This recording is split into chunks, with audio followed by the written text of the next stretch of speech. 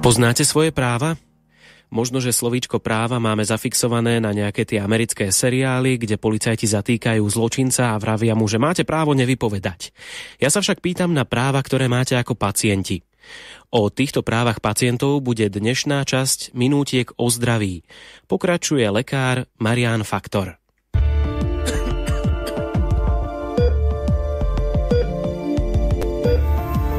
Minútky o zdraví.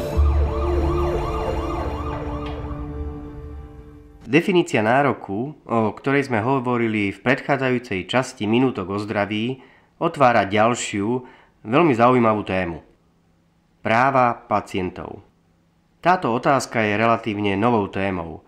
Reaguje na súčasné nastavenie hodnôt v spoločnosti, ako aj na zmeny vo vnímaní a úlohe lekára pri liečbe pacientov. V minulosti bola autorita lekára, jeho vedomosti a morálne kvality najvyšším princípom v starostlivosti o pacienta. Dnes, v dôsledku rozvoja technológií, zmeny hodnotového nastavenia ľudí a celkového odcudzenia spoločnosti, akoby mizla zhoda na tom, čo je pre pacienta dobré a čo nie, čo je správne a čo nie, o čom má právo rozhodovať lekár a o čom pacient. A v neposlednom rade, čo je možné považovať za dobrý výsledok liečby a čo naopak nie. Odpovede na tieto a mnohé iné otázky sa tak snaží priniesť koncept ľudských práv v zdravotníctve. Prvý kódex práv pacientov vznikol na začiatku 70. rokov minulého storočia v Spojených štátoch v konkurenčnom prostredí amerického zdravotníctva. Nemocnice, ako aj zdravotné poisťovne, sa začali predháňať v tom, ktorá z nich ponúkne lákavejšie podmienky pre svojich pacientov.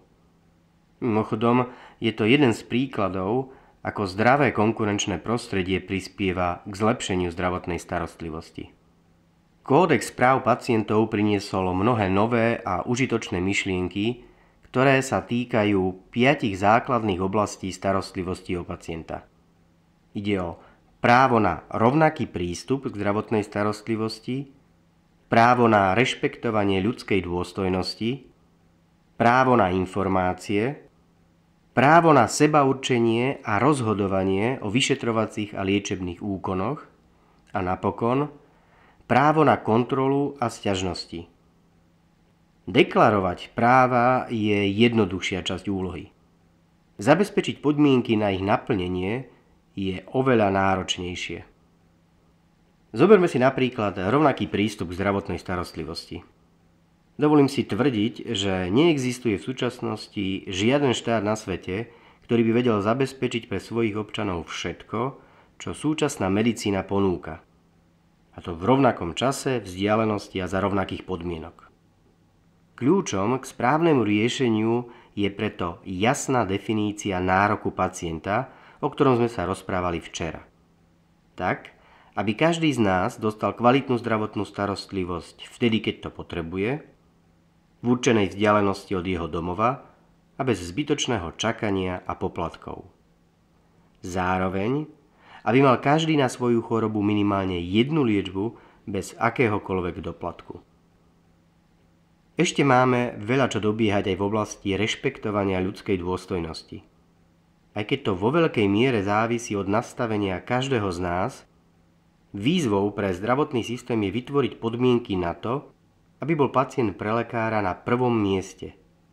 Napríklad tým, že zdravotníci budú odmeňovaní aj za dobré výsledky liečby, kvalitu starostlivosti a spokojnosť pacientov. Tak, aby bolo naplnené ďalšie odporúčanie, ktoré poznáme z Biblie. Staraj sa najprv o nich a až potom si sadni. Až keď si splnil všetky svoje úlohy, posaď sa. Toto boli práva pacientov v dnešnej rubrike Minútky o zdraví. Ďalšiu tému prinesieme opäť zajtra krátko po 7:30. Je 7:37.